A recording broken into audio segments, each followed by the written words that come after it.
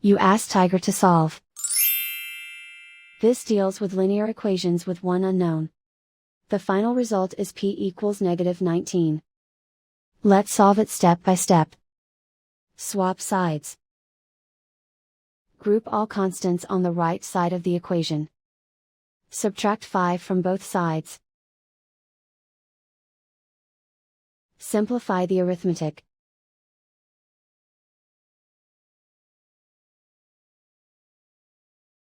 Isolate the p. Divide both sides by -3. Cancel out the negatives. Simplify the fraction. Move the negative sign from the denominator to the numerator. Find the greatest common factor of the numerator and denominator. Factor out and cancel the greatest common factor. And so the final result is p equals -19.